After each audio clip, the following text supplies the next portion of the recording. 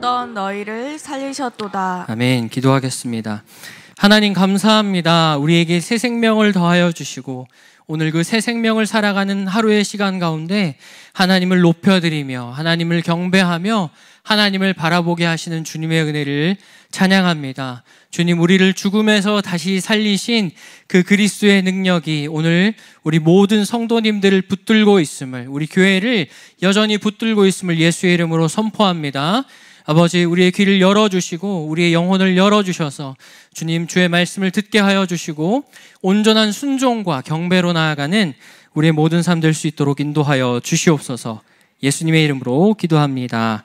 아멘.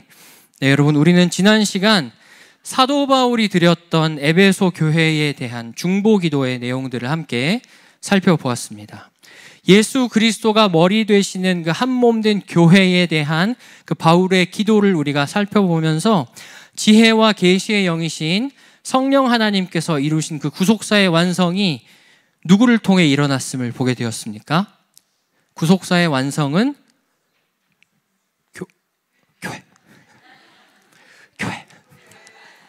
교회요. 네. 교회를 통해서 그 구속사의 완성이 일어났음을 보았습니다.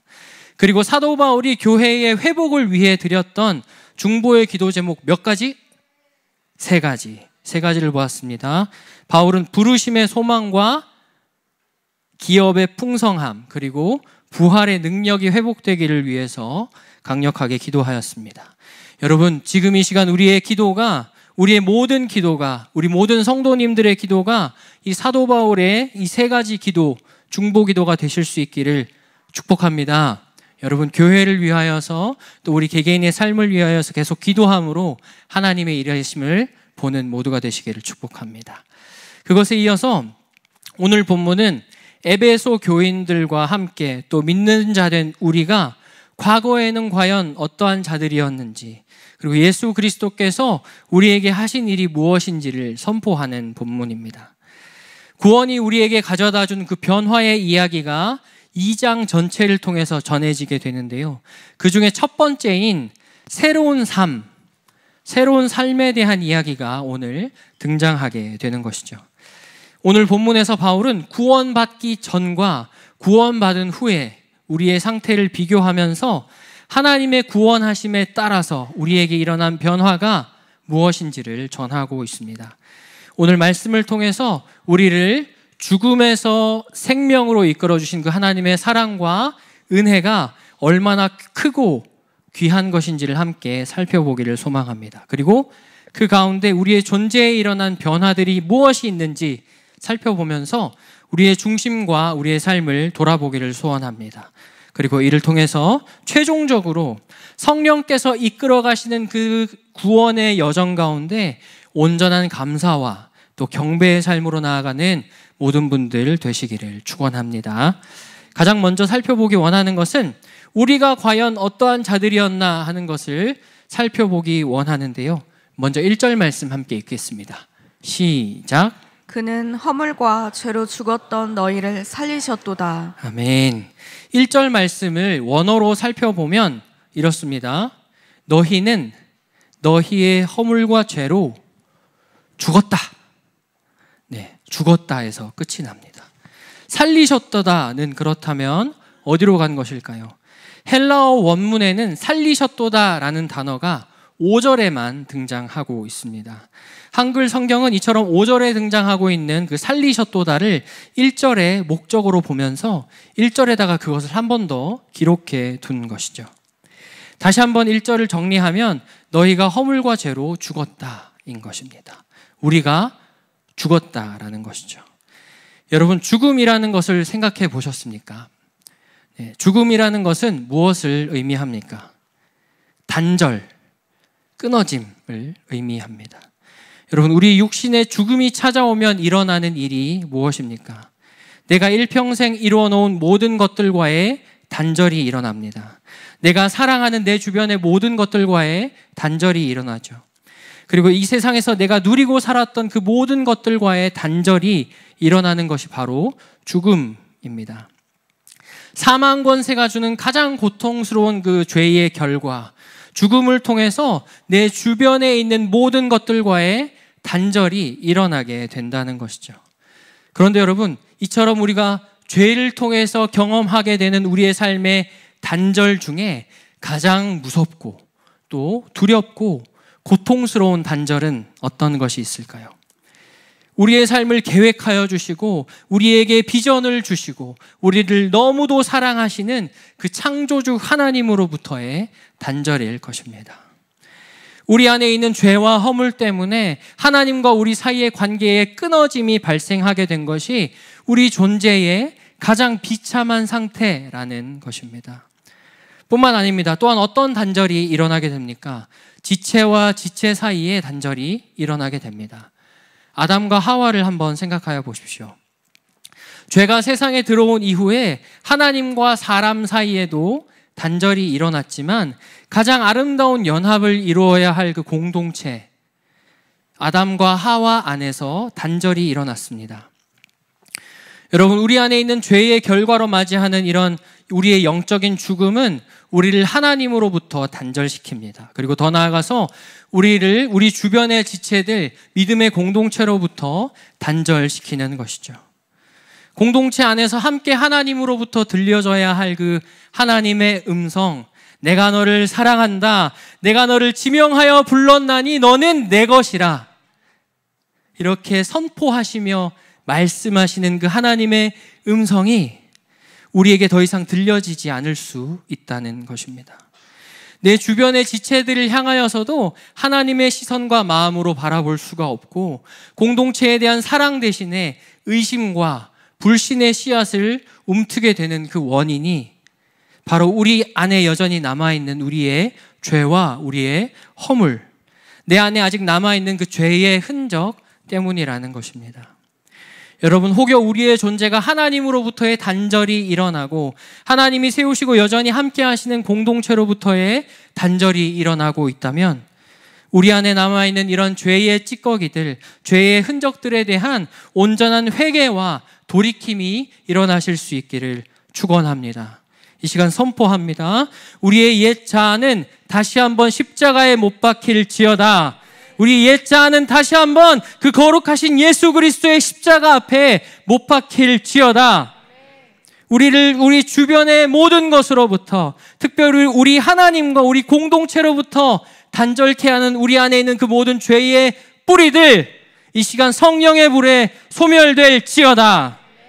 여러분, 우리가 죄의 결과로 인해 찾아오는 그 단절을 우리가 경험하기 전에 먼저 십자가 앞에 나아가 자복하여 엎드리며 회개하는 열매를 맺는 모든 분들 되시기를 도전합니다. 우리 공동체가 지나는 이 시즌 가운데 나를 하나님으로부터, 공동체로부터 단절케 하는 내 안의 모든 어두움의 흔적들과 열매들에 대하여 온전하고 깊은 회개의 열매를 맺는 모든 분들 되시기를 축복합니다. 그리고 이를 통해서 우리의 죄와 허물을 씻기시는 십자가, 우리를 사망에서 생명으로 인도하시는 십자가, 단절된 삶에서 연합으로 인도하여 가시는 그 놀라운 십자가의 은혜를 경험하는 모든 분들 되시기를 축원합니다. 이어서 사도 바울은 죄와 허물로 인해 죽은 우리의 존재의 특징, 그렇게 하나님으로부터의 단절이 일어난 우리에게 발견되는 특성이 무엇이 있는지를 전하게 되는데요. 먼저 2절과 3절에 반복하여 등장하는 동사에 우리가 주목해 보기 원합니다. 2절과 3절 함께 읽습니다. 시작. 그때 너희는 그 가운데서 행하여 이 세상 풍조를 따르고 공중의 권세 잡은 자를 따랐으니 곧 지금 불순종의 아들들 가운데서 역사하는 영이라. 전에는 우리도 다 그 가운데서 우리 육체의 욕심을 따라 지내며 육체와 마음에 원하는 것을 하여 다른 이들과 같이 본질상 진노의 자녀이었더니. 아멘. 어떤 동사들이 등장합니까?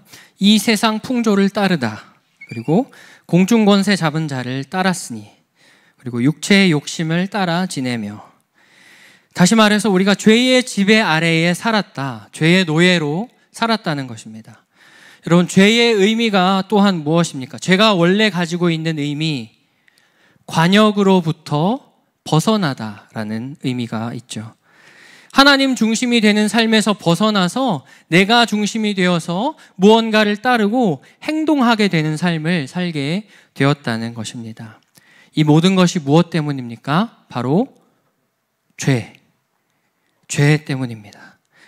사도 바울은 이처럼 2절과 3절에서 죄 때문에 우리의 자아가 중심이 되어버린 그 삶의 형태가 어떠한지를 전하고 있는데요. 그렇다면 우리의 자아가 중심이 된 삶의 특징은 어떠한 것들이 있을까요? 하나씩 살펴보도록 하겠습니다. 2절 읽습니다. 2절 말씀입니다. 시작. 그때 너희는 그 가운데서 행하여 이 세상 풍조를 따르고 공중의 권세 잡은 자를 따랐으니 곧 지금 불순종의 아들들 가운데서 역사하는 영이라. 아멘. 우리의 자아가 중심이 된 삶의 특징 첫 번째 2절에 등장하고 있습니다. 이 세상 풍조를 따랐다는 것입니다. 여러분, 우리가 살아가는 이 시대의 가장 큰 풍조, 우리를 살아가는 우리에게 이 시대가 주는 가장 강력한 메시지는 무엇입니까? 하나님께서 세우신 선과 악의 기준, 절대적인 진리의 기준은 됐고, 개인의 인격, 개인의 개성, 개인의 감정, 개인의 감성, 개인이 추구하는 그 모든 가치는 존중받아야 한다라는 것입니다. 그런데 문제는 이러한 기류가 교회 안에도 스며들고 있다는 것인데요. 물론 이런 개인주의는 이 시대를 이끌어가는 데 있어서 아주 고효율, 고성능의 강력한 엔진이 되어 주었습니다. 그리고 이것을 통해서 놀라운 발전과 번영 또한 이루게 되었습니다. 그렇지만 모든 개인이 기준이 되는 이러한 시대의 풍조가 교회에 미친 영향은 무엇입니까? 공동체를 향하신 하나님의 마음과 그 하나님의 강력한 부르심보다 개인의 생각과 개인의 목소리가 공동체가 세워진 목적, 그리고 그 부르심에 투사되고 투영되기가 너무도 쉽다라는 것입니다.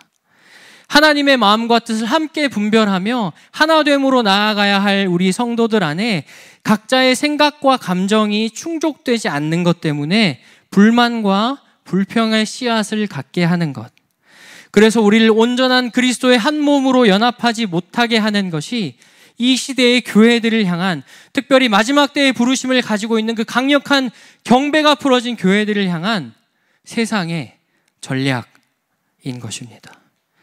여러분, 교회는 이 세상의 풍조를 따라가며 또 세상의 기준에 부합하고자 하는 단순한 모임이 아닙니다. 교회는 오직 머리 되시는 그리스도의 말씀이 기준이 되어서 그리스도의 통치를 따르며 순복하는 주의 몸된 교회입니다. 태초에 예정하신 하나님의 꿈, 지난 시간에 살펴보았던 그 놀라운 구속사를 통해 확인된 그 꿈에 대한 하나님의 강력한 의지, 그리고 그 가운데서 우리를 죽음에서 죽을 수밖에 없는 우리를 새로운 생명으로 옮겨주신 그 아버지의 사랑의 마음 안에서 성취되는 것, 그것이 우리의 삶이요 공동체의 비전인 것입니다. 여러분, 한 몸된 지체들로서 함께 하나님의 마음과 뜻을 분별하실 수 있기를 축복합니다. 하나님의 마음과 부르심을 따라가는 모든 성도님들 되시기를 축원합니다. 두 번째로 2절에 하나 더 등장하는데요, 공중권세 잡은 자를 따랐다라는 것입니다. 여기서 잡은 자는 헬라어로 통치자를 의미합니다. 특별히 여기서는 사단을 의미하는 것이죠. 또한 공중이라고 하는 것은 우리가 살아가는 땅 주변에 있는 공간들을 가리키면서 사단이 영향을 미치는 영역들을 의미합니다. 오늘 본문은 우리가 사는 이 세상 속에서 어느 정도의 지배력을 가지고 행사하고 있는 이러한 악한 영의 실제, 악한 영이 실제하고 있음을 강조하고 있는 것이죠. 또한 사단에 대해서 불순종의 아들들 가운데 역사하는 영이라는 표현을 사용하는데요, 바울은 악한 영의 역사가 현재 우리 에베소 교회 사람들의 삶을 위협하고 있다라는 것을 에베소 교인들이 인식하기를 바랬습니다. 강력한 우상의 영들 한가운데 세워진 그 교회의 문제뿐만 아니라 유대인과 이방인 사이에 일어난 그 갈등과 분열의 문제까지도 영적인 영역의 문제임을 깨달아야 했던 것입니다. 여러분, 우리의 삶 또한 마찬가지인 줄로 믿습니다. 우리가 이 땅에서 경험하는 여러 가지 일들, 우리 개인의 삶에서, 또 우리의 가정에서, 우리의 공동체에서, 이 대한민국과 온 열방 가운데에서 우리가 수시로 접하고 일어나고 경험하는 여러 가지 일들에 대해서도 마찬가지로 우리는 영적인 시선을 가질 필요가 있다는 것입니다. 여러분, 우리는 우리의 삶에 일어나는 일들에 대해서 영적으로 분별할 수 있는 힘이 있어야 합니다. 우리의 삶의 불순종의 아들들 가운데에서 역사하는 그 영의 역사가 어떻게 풀어지고 있는지를 분별하고 대처할 수 있어야 한다는 것입니다. 우리가 각자의 삶에서 부단히 영적인 싸움을 싸우며 믿음의 싸움을 싸우고 또 공동체가 함께 영적으로 분별하며 가야 하는 이유가 여기에 있는 것입니다. 여러 가지 일들을 경험하며 기도하는 가운데 나에게 주신 감동이 과연 정말 성령의 음성인가? 아니면 교묘한 사단의 속임인가 하는 것을 우리 공동체가 함께 분별하며 가는 것이 반드시 필요하다는 것이죠. 또한 우리는 단순히 지금 우리의 삶에 일어난 일들과 결과들에 대해서 우리에게 모두가 가진 그냥 그 각자의 연약함 때문에 맞이하게 된 결과이니 우리 그냥 겸허히 받아들입시다. 그리고 새 출발하십시다 하면서 우리가 우리의 삶에 일어나는 일들 앞에서 단순히 우리 혼적인 반응으로 멈추어서 있어서는 안 된다는 것입니다. 여러분, 그 어느 때보다 지금의 때가 각자에게 보여주시고 감동케 하시는 것들에 대해서 공동체 안에서, 공동체의 질서 안에서 확인받고 검증받아 나눌 수 있어야 하는 때입니다. 여러분, 함께 영을 분별하십시오. 그리고 영들을 향해서 우리가 함께 선포하십시다. 이 시간 선포합니다. 우리 공동체 가운데 강력한 영분별의 기름이 부어질지어다. 불순종의 아들들 가운데서 일어나는 영의 역사를 분별할 뿐만 아니라 온전한 순종의 삶으로 돌이키게 하시는 그 강력한 성령의 역사, 영분별의 기름이 우리 하늘마음 공동체 모든 지체들에게 부어질지어다. 아멘. 세 번째로 3절 말씀 함께 읽도록 하겠습니다. 시작. 전에는 우리도 다 그 가운데서 우리 육체의 욕심을 따라 지내며 육체와 마음에 원하는 것을 하여 다른 이들과 같이 본질상 진노의 자녀이었더니. 아멘. 세 번째 특징은 무엇입니까? 육체의 욕심을 따른다라는 것입니다. 여기서 이야기하는 육체의 욕심이라는 것은 무엇일까요? 갈라디아서 5장 17절로 18절 함께 읽습니다. 시작. 육체의 소욕은 성령을 거스르고 성령은 육체를 거스르나니 이 둘이 서로 대적하므로 너희가 원하는 것을 하지 못하게 하려 함이니라. 너희가 만일 성령의 인도하시는 바가 되면 율법 아래에 있지 아니하리라. 아멘. 갈라디아서 말씀을 통해 보게 되는 우리 육체의 욕심은 다른 것이 아닙니다. 육체의 욕심이 가지는 영적인 본질이 무엇이냐면 성령을 거스르는 것, 성령을 따라 행하지 않고 하나님께 대항하려는 우리의 그 이기적인 의지, 이러한 것들이 바로 오늘 본문이 말하는 육체의 욕심인 것입니다. 마귀는 이러한 우리의 욕심을 통해서 우리에게 그의 권세를 정당하게 행사하려 합니다. 우리가 가진 인간적인 욕심이 틈이 되어서 사단의 권세가 우리의 존재를 비집고 들어오게 되는 것입니다. 이 시간 다시 한번 선포합니다. 우리 안에 은연중에 자리 잡은 육체의 욕심들, 성령을 거스르려는 모든 시도들과 또 이로 인해 벌어진 모든 영적인 공동체의 틈들은 예수의 이름으로 제거될지어다, 메워질지어다. 아멘. 여러분, 이처럼 우리가 지금까지 살펴본 세 가지의 특징, 이 세상의 풍조를 따르고 공중권세 잡은 자를 따르며 육체의 욕심을 따르게 되는 이 모든 열매들은 결국 그렇다면 어디서 온 것들일까요? 우리는 이 모든 것이 하나님이 아닌 우리의 자아가 중심이 되고 또 내가 주권자가 되려 하는 그 본성에서 나오는 열매라는 것을 알 수 있습니다. 그렇다면 이런 육체의 욕심, 성령을 거스르는 일들을 이루지 않는 방법은 무엇입니까? 조금 전에 읽은 갈라디아서 말씀 바로 앞에 5장 16절 말씀 한번 읽도록 하겠습니다. 시작. 내가 이르노니 너희는 성령을 따라 행하라. 그리하면 육체의 욕심을 이루지 아니하리라. 아멘. 너희는 성령을 따라 행하라. 성령을 따라 행하라. 여러분, 우리 모두가 우리의 삶을 성령께 맡겨드리실 수 있기를 축원합니다. 성령을 따르는 삶을 살게 될 때에 우리는 우리의 죄악된 본성으로부터 완전한 자유를 경험할 수 있을 것입니다.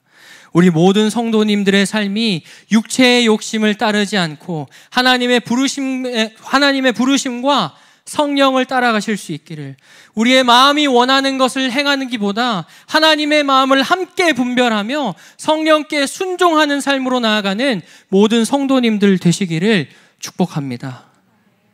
이어지는 본문에서는 우리가 비록 이 세상의 풍조를 따르고 공중권세 잡은 자를 따르며 육체의 욕심을 따라 행함을 통해 우리가 하나님의 진노를 쌓을 수밖에 없는 자들이지만, 그럼에도 불구하고 우리의 존재의 변화와 성화가 일어날 수 있음을 또한 선포하게 되는데요. 본질상 진노의 자녀일 수밖에 없는 우리가 변화될 수 있고 성화될 수 있는 근거는 그렇다면 어디에 있는 것일까요? 오늘 본문에 등장하는 하나님의 성품, 우리를 향하신 그 하나님의 성품이 어떠한지를 살펴보면서 그 근거들을 한번 찾아보겠습니다. 4절과 5절 읽습니다. 시작. 긍휼이 풍성하신 하나님이 우리를 사랑하신 그 큰 사랑을 인하여 허물로 죽은 우리를 그리스도와 함께 살리셨고 너희는 은혜로 구원을 받은 것이라. 아멘. 4절은 하나님에 대해서 어떤 하나님이라고 전하고 있습니까? 긍휼이 풍성하신 하나님. 여기서 말하는 긍휼이라는 것은 벌을 받아 마땅한데 그 벌을 주지 않는 것을 의미합니다. 은혜는 무엇입니까? 받을 만한 가치가 없는 자에게 주는 선물이 바로 은혜입니다. 죄인된 우리는 심판과 저주 아래 놓이는 것이 마땅하지만 하나님은 우리를 사랑하신 그 큰 사랑 때문에 심판과 형벌, 저주를 저 마지막 날까지, 주님 다시 오실 그날까지 보류하시기로 결정하신 것입니다. 또한 우리 하나님은 어떤 분이십니까? 7절 말씀 함께 읽습니다. 시작. 이는 그리스도 예수 안에서 우리에게 자비하심으로써 그 은혜의 지극히 풍성함을 오는 여러 세대에 나타내려 하심이라. 아멘. 7절을 통해 보게 되는 우리가 믿는 하나님, 어떤 분이십니까? 자비하신 하나님이십니다. 여기서 자비라는 단어는 적절하다, 적합하다라는 뜻으로 영적으로 죽은 자들에게 새 생명을 주셨다라는 의미를 가지고 있습니다. 여러분, 죄와 허물로 죽은 자에게 절대적으로 필요한 것이 무엇일까요? 죽은 자에게 필요한 것, 생명, 새로운 생명입니다. 멋진 옷, 넓은 집, 멋지고 아름다운 외모, 멋진 차, 필요한 것이 아닙니다. 죽은 자에게 필요한 것은 오로지 다시 살아나는 그 생명뿐인 것이죠. 여러분, 하나님께서는 죄와 허물로 인해 죽은 우리를 예수 그리스도 안에서 다시 살려주셨습니다. 다시 하나님의 자녀로 거듭나게 하셔서 영원한 생명길을 걸어갈 수 있도록 우리에게 그 길을 마련하여 주신 것이죠. 여러분, 그렇다면 하나님께서 우리에게 이러한 새로운 삶의 길을, 새로운 생명을 살게 하신 이유는 무엇일까요? 7절 말씀 함께 읽어봅니다. 시작. 이는 그리스도 예수 안에서 우리에게 자비하심으로써 그 은혜의 지극히 풍성함을 오는 여러 세대에 나타내려 하심이라. 아멘. 그 은혜의 지극히 풍성함을 누구에게? 오는 여러 세대에 나타내려 하심이라. 여기서 나타내다라는 동사는 원어로 전시하다라는 뜻을 가진 단어입니다. 다시 말하면 하나님께서 우리에게 주신 그 죄 용서와 구원의 은혜를 세상에 널리 전시하여 그 은혜를 보이시기 원하신다는 것입니다. 특별히 오는 여러 세대들에게 나타내고자 하셨음을 오늘 본문이 전하고 있는데요. 말씀을 준비하는 가운데 제가 정말로 감사했던 것은 그 은혜의 지극히 풍성함을 우리 사랑하는 우리 하늘마음교회 다음 세대 아이들은 이미 그것을 누리고 있다는 것입니다. 여러분, 우리 다음 세대 아이들이 드리는 예배가 얼마나 뜨겁고 얼마나 그 하나님의 사랑의 임재가 가득한지 여러분 알고 계십니까? 여러분, 우리 아이들은, 우리가 사랑하는 우리 자녀들은, 우리 다음 세대들은 그 주님의 영광을 이 교회 안에서 이미 경험한 세대들입니다. 그 은혜의 지극히 풍성함을 오는 세대들에게 나타내게 하시려는 그 하나님의 강력한 섭리가 이미 우리 공동체 다음 세대들에게는 풀어지고 충분히 누려지고 있다는 것이죠. 여러분, 이를 위해서 정말 밤낮으로 기도하며 헌신하시는 교역자분들이 계시고 우리 사랑하는 선생님들이 함께 하십니다. 여러분, 그 은혜의 지극히 풍성함을 다음 세대에게 전수하게 하시는 그 하나님의 역사가 끊어지지 않도록 강력한 중보와 넘치는 사랑으로 우리 다음 세대 아이들을 안아주시고 함께 동력하여 주시기를 강력히 권면드립니다. 뿐만 아니라 오는 여러 세대에 그 은혜의 풍성함을 계속해서 전수할 수 있는 하늘마음교회가 될 것을 예수의 이름으로 또한 선포합니다. 아멘. 그렇다면 지금까지 살펴본 하나님의 성품들, 이 하나님의 성품들을 통해 우리의 삶에 구체적으로 일어나는 변화들은 어떠한 것들이 있을까요? 우리의 삶에 일어나는 구체적인 변화가 무엇인지를 5절과 6절 말씀이 기록해두고 있습니다. 5절, 6절 함께 읽습니다. 시작. 허물로 죽은 우리를 그리스도와 함께 살리셨고 너희는 은혜로 구원을 받은 것이라. 또 함께 일으키사 그리스도 예수 안에서 함께 하늘에 앉히시니. 아멘. 여러분, 우리의 삶에 일어난 변화가 무엇입니까? 살리시고 일으키시고 하늘에 앉히셨다라는 것입니다. 여러분, 이 모든 동사 앞에 붙어 있는 단어에 주목해 보십시오. 어떤 단어가 붙어 있습니까? 함께입니다. 함께라는 단어의 원어를 찾아보면 헬라어로 쉰이라는 단어인데요. 이 단어가 가진 원래의 의미는 도저히 그 어떠한 것으로도 분리될 수 없는 연합을 뜻합니다. 로마서 8장 38절 39절 함께 읽습니다. 시작. 내가 확신하노니 사망이나 생명이나 천사들이나 권세자들이나 현재일이나 장래일이나 능력이나 높음이나 깊음이나 나는 어떤 피조물이라도 우리를 우리 주 그리스도 예수 안에 있는 하나님의 사랑에서 끊을 수 없으리라. 여러분, 아멘이십니까? 아멘이십니까? 이 말씀과 연결하여 오늘 본문이 이야기하고 있는 것은 무엇입니까? 이 세상의 그 어떠한 힘으로도 그 무엇으로도 끊을 수 없고 분리시킬 수 없는 우리 그 주님과의 연합 안에서 우리가 살리심의 은혜를 입었다, 다시 일으키심의 은혜를 입었다, 하늘에 함께 앉혀주시는 그 은혜를 우리가 얻었다는 것입니다. 온 우주에 존재하는 그 어떠한 힘으로도 그 어떠한 것으로도 주님과의 사랑에서 주님과의 연합에서 끊을 수 없다라는 진리가 오늘 본문의 기저에 계속해서 깔려져 있고 선포되고 있는 것입니다.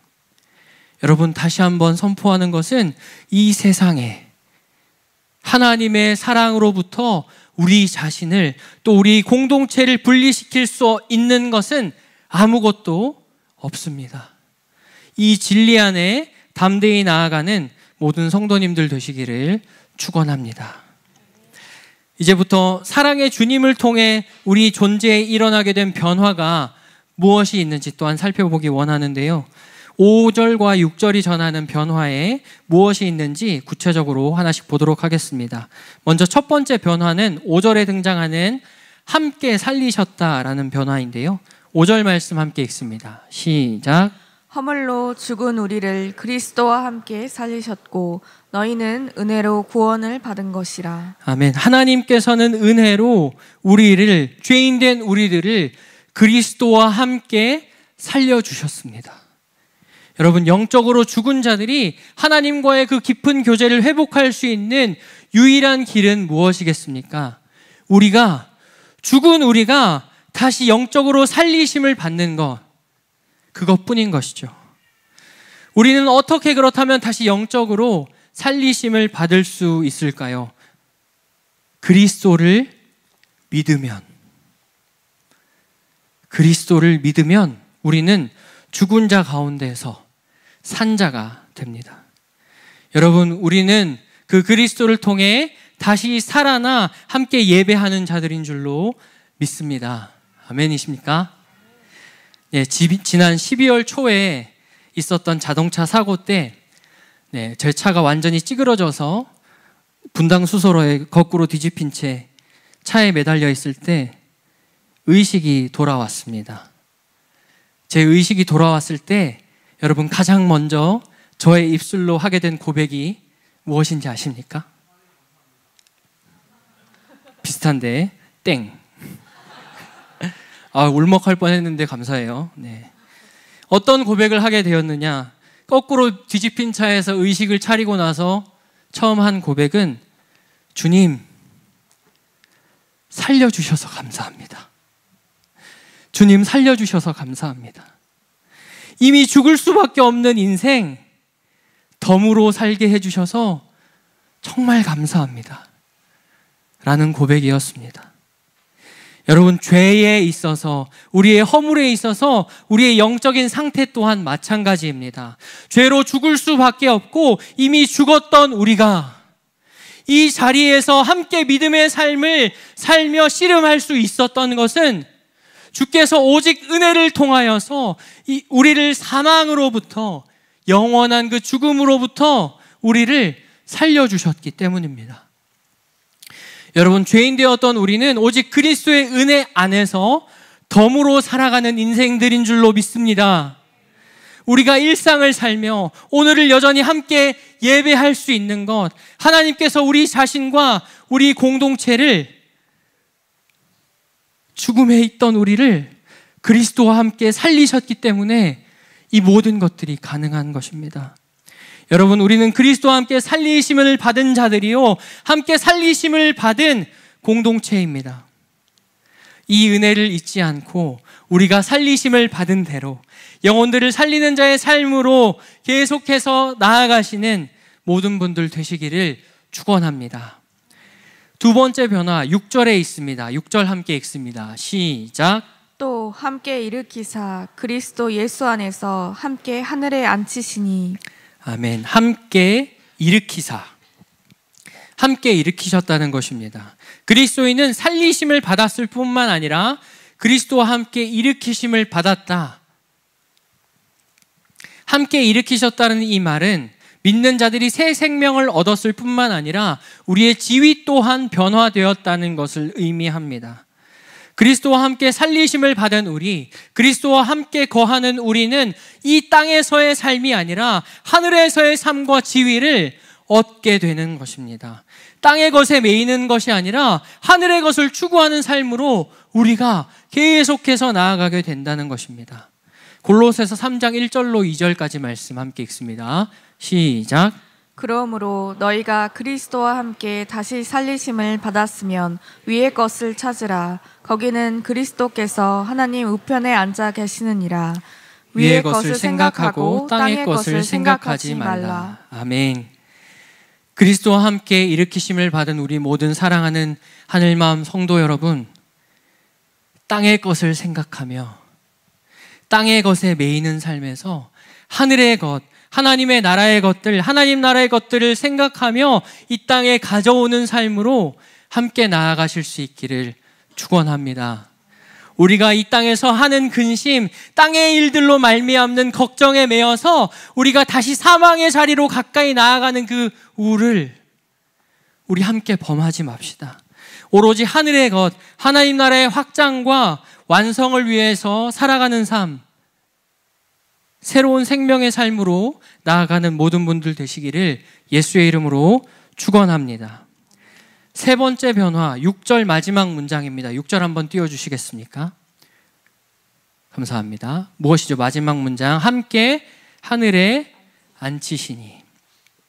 여러분, 하늘에 앉히신다는 의미는 하나님의 주권과 통치 아래에 우리의 모든 삶을 앉혀주신다. 하나님이 의도하신 그 우리의 최종 변화의 골이자 목표가 바로 하나님의 주권과 통치 아래 살아가는 삶이라는 것입니다. 여러분, 믿는 자들은 영적으로 하늘에 그리스도가 계신 그 자리에 함께 앉아 있는 자들입니다. 빌립보서 3장 20절 함께 읽습니다. 시작. 그러나 우리의 시민권은 하늘에 있는지라 거기로부터 구원하는 자 곧 주 예수 그리스도를 기다리노니. 아멘. 우리의 시민권을 하늘에 두고 다시 오실 그리스도를 기다리며 사는 삶이 우리 모든 믿는 자들의 삶의 모습인 것이죠.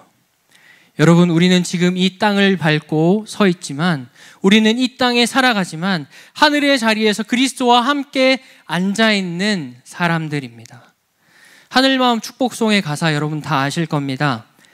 세상 속에 있어도 하늘을 사네, 고난 중에 있어도 은혜 족하네.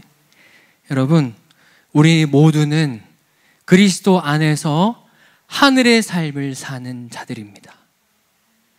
매일매일의 삶이 그리스도의 주권 아래 그리스도의 통치를 받으며 그리스도만 높이고 그리스도가 기쁨이 되며 그리스도의 영광을 위해서 살아가야 하는 삶, 그것이 바로 오늘 우리가 살아가야 할 삶의 모습인 것입니다. 여러분, 하늘의 삶을 사는 우리는 오직 그리스도 안에 있을 때 그리스도를 통해서만 진정한 나를 발견할 수 있습니다. 그리스도의 주권과 통치 아래 살아갈 때에야 진정한 자아를 발견할 수 있는 것입니다. 빌립보서 3장 7절로 9절 말씀 함께 읽습니다. 시작. 그러나 무엇이든지 내게 유익하던 것을 내가 그리스도를 위하여 다 해로 여길 뿐더러 또한 모든 것을 해로 여김은 내 주 그리스도 예수를 아는 지식이 가장 고상하기 때문이라. 내가 그를 위하여 모든 것을 잃어버리고 배설물로 여김은 그리스도를 얻고 그 안에서 발견되려 함이니 내가 가진 의는 율법에서 난 것이 아니요 오직 그리스도를 믿음으로 말미암은 것이니 곧 믿음으로 하나님께로부터 난 의라. 아멘. 여러분, 그리스도와 함께 저 하늘에 안침받은 모든 우리 사랑하는 성도님들, 이 시간 나의 삶에 내게 유익하던 그 모든 것들을 그리스도를 위하여 배설물과 같이 여기게 되는 은혜가 있으시기를 소원합니다. 그리고 더 나아가서 그리스도와 함께 그리스도를 위해 그리스도의 통치 아래 살아가는 우리 모든 인생들 되시기를 축원합니다. 이어서 8절과 9절은 하나님의 놀라운 그 성품에서 시작된 우리의 구원, 그 구원에 대해서 우리가 깨달아야 할 것이 있다라고 전합니다. 8절과 9절 함께 읽어봅니다. 시작. 너희는 그 은혜에 의하여 믿음으로 말미암아 구원을 받았으니 이것은 너희에게서 난 것이 아니요 하나님의 선물이라. 행위에서 난 것이 아니니 이는 누구든지 자랑하지 못하게 함이라. 아멘. 우리가 깨닫고 늘 기억해야 할 것이 무엇입니까? 구원받은 우리의 삶에서 우리가 구원에 대해서 생각할 때 우리가 반드시 기억해야 할 것이 무엇입니까? 우리의 구원이 우리의 행위에서 난 것이 아니다. 하나님의 은혜요, 선물로 주어진 것이란 겁니다. 여러분, 우리가 오늘 의인으로 거듭날 수 있었던 것은 선한 일에 대한 우리의 어떤 의도와 의지가 있었기 때문이 아닙니다. 이미 크신 사랑 안에 예정하여 두신 그 수많은 것들 속에 우리를 의인 삼고자 하시는 하나님의 놀라운 계획이 이미 있었습니다. 그리고 그 계획이 예수 그리스도를 통하여 성취되었던 것이죠. 그 가운데 우리가 가져야 할 포지션이 무엇입니까? 내가 한번 살려보겠다, 내가 한번 나의 삶을 일으켜보겠다는 우리의 어떤 의지를 드리는 것이 아니라 우리가 드리는 이 모든 예배와 강력한 경배의 시간을 통해서 우리를 구원으로 계속 인도하여 가시는 하나님의 강력한 통치와 은혜를 받아 누리는 삶을 살면 그것으로 충분한 것이죠. 여러분, 우리 하늘마음 공동체가 우리의 어떤 의지와 노력으로 세워진 공동체였다면 진즉에 우리 공동체는 무너졌을 것입니다. 그러나 누가 봐도 나뉘어지고 분열될 수 있는 상황인 우리들이 여전히 이렇게 모두가 함께 바라보며 한 자리에서 한 마음으로 예배할 수 있는 이유는 어디에 있습니까? 여전히 우리가 우리의 도시 선교라는 그 강력한 부르심, 마지막 때를 세워가는, 마지막 때를 살아가는 교회로의 부르심을 여전히 우리가 붙들고 나아갈 수 있는 이유가 무엇입니까? 그 이유는 우리의 어떠함에 있지 않습니다. 하나님께서 친히 예정하여 세우신 공동체, 그리스도의 핏값 주고 사신 공동체가 바로 우리 하늘마음 교회이기 때문입니다. 하나님께서는 창세 전부터 우리의 공동체를 작정하셨고 그 작정하심 속에 이미 예비하신 은혜들을 공동체의 강력한 예배 안에서 누리게 하셨습니다. 여러분, 우리 교회는 우리의 계획과 우리의 의지와 우리의 생각으로 세워지고 유지된 공동체가 아닙니다. 하나님의 구속사를 성취하신 성령 하나님께서 그 구속사 가운데 열매로 주신 것이 우리의 교회입니다. 하나님께서 우리의 교회를 세우셨습니다. 하나님께서 우리의 교회를 세우셨습니다. 그리고 그 부르심을 따라 오늘에까지 오게 하셨습니다. 그렇다고 해서 우리가 교회를 세우기 위해서 했던 그 우리의 노력들을 무시하자는 것이 아닙니다. 그러나 우리가 분명히 해야 할 것은 오늘 우리 공동체는 하나님의 선물이요, 하나님의 은혜로 우리 가운데 주어진 하나님의 공동체라는 것입니다. 그 누구의 노력이 있었다 자랑할 수 없는 창조주 하나님의 구속사를 통해 선물로 주어진 것이 바로 우리의 삶이요, 우리 공동체인 것입니다. 이러한 우리들을 향한 사단의 공격의 포인트는 무엇입니까? 구속사를 통해 세워진 우리 교회의 부르심 자체에 대해서 부정하게 만든다는 것입니다. 놀라운 부르심 가운데 우리 공동체에 부어주셨던 그 하나님의 놀라운 은혜, 강력한 경배 가운데 풀어진 그 깊은 임재와 성령의 충만한 은혜까지도, 우리가 흘렸던 그 모든 눈물의 고백들까지도 모두 다 부정하게, 모두 다 없던 일로 만든다는 것입니다. 공동체에 예비하셨고 우리 모두가 함께 경험하면서 함께 확증하였던, 우리가 함께 보았던 그 모든 은혜들을 애초부터 없었던 것으로, 가짜 은혜요, 가짜 임재였던 것으로 치부하게 하는 것이 사단의 전략인 것입니다. 여러분, 지난 시간에도 함께 나누었지만 우리 교회는 삼위 하나님의 구속사 가운데 은혜의 열매로 맺혀진 공동체입니다.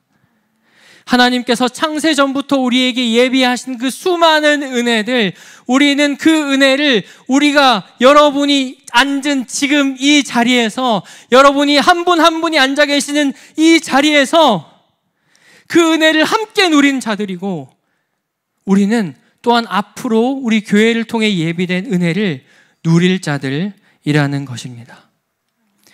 여러분, 이것을 부정할 이유는 아무것도 없습니다. 이 시간 선포합니다.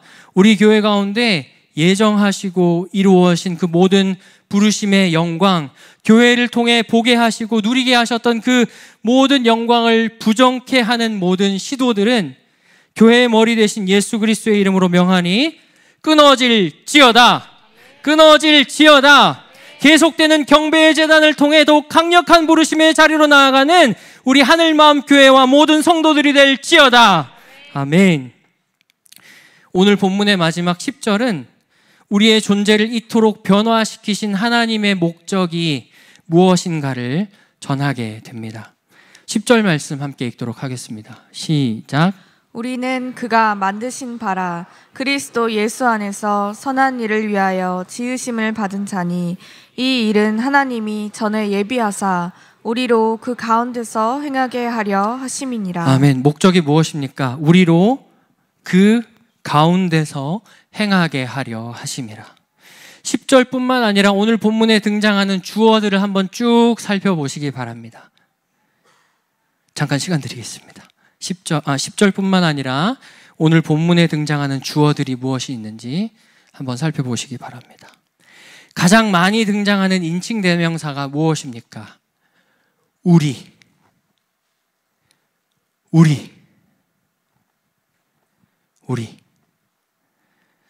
사도 바울은 이방인과 유대인으로 첨예하게 갈라져 있는 그 공동체를 향해서 계속해서 우리를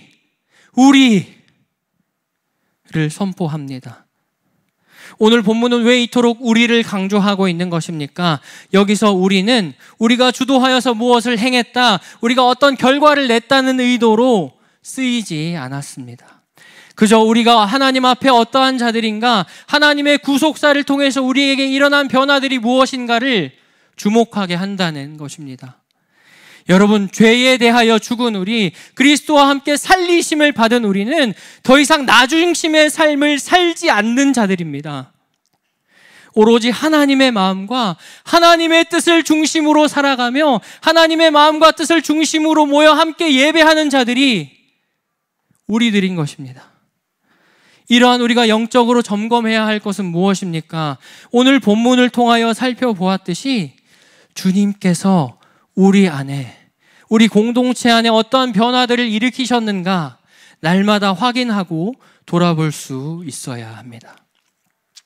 여러분, 우리의 옛 자아는 죽었습니다.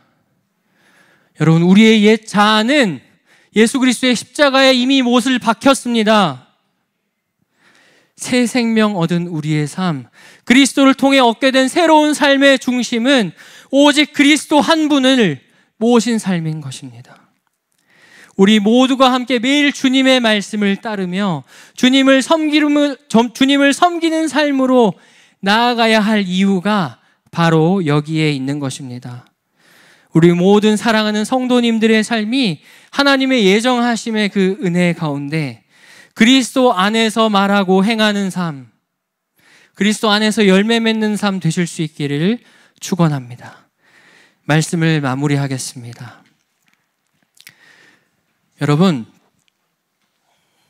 이 자리에 함께 앉아있는 우리 모두는 그리스도 예수 안에서 선을 위하여, 오직 하나님의 그 선한 일을 위하여 지으심을 받은 우리들입니다. 우리는 그렇게 그리스도와 함께 살리심을 받고 일으키심을 받고 하늘에서 하나님의 나라에서 그리스도와 함께하는 자들이 바로 우리들인 것입니다. 이 자리에 모인 우리 모두는 그리스도의 통치 아래에서 계속해서 한 몸으로 연합하여 전진하여 갈 것입니다. 계속해서 한 몸으로 연합하여 전진해야 할 하나님 나라의 공동체가 바로 우리 하늘마음 교회인 줄로 믿습니다. 우리를 죽음에서 영원한 생명으로 인도하신 그 그리스도와 함께 사망 권세로 가득한 이 땅 가운데 계속해서 그리스도의 생명 권세를 선포하며 하나님의 나라를 확장해 가시는 우리 모든 하늘마음 성도님들과 하늘마음 교회 될 것을 예수의 이름으로 축원합니다. 아멘.